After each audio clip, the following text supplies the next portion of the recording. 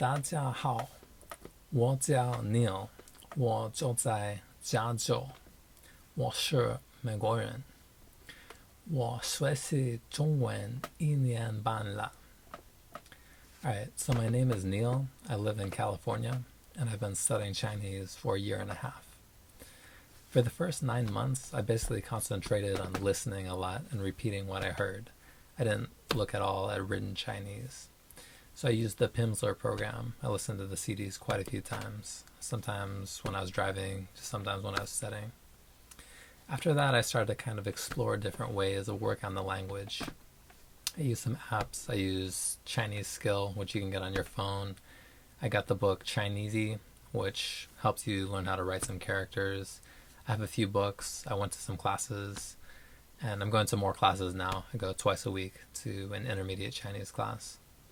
Another thing that I spent a lot of time on was actually talking to Chinese people using both italki, which is a website where you can find people to exchange languages with, as well as finding professional teachers, and the app Hello Talk, which you can also find quite a few people, especially in China, who want to learn English, and they also will help you learn Chinese in exchange.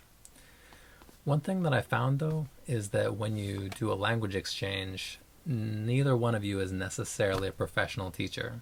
So sometimes it's not always that effective.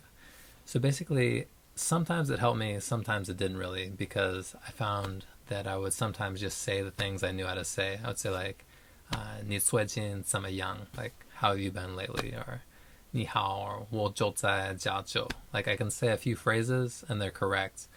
But if you keep saying what you know, you're not really learning anything new. So you basically want to push yourself beyond your comfort zone if you want to learn something, especially something that's fairly difficult like the Chinese language. One thing that I did to practice and that helped me get better at speaking and expanding my vocabulary was actually a game that I made up. I call it the Listen Speak game. Basically, you have two people. One person says something in their native language, let's say it's English. The other person writes down what they say. Then the native English speaker corrects what they say. The second person reads out loud that sentence, and then the native speaker corrects their pronunciation.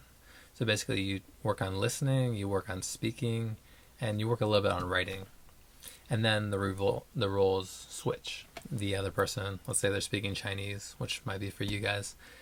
They say something in Chinese, you write it down, they correct what you wrote down, and then you say it out loud. They correct the pronunciation, and then you work on that. So there's a few steps. It goes back and forth.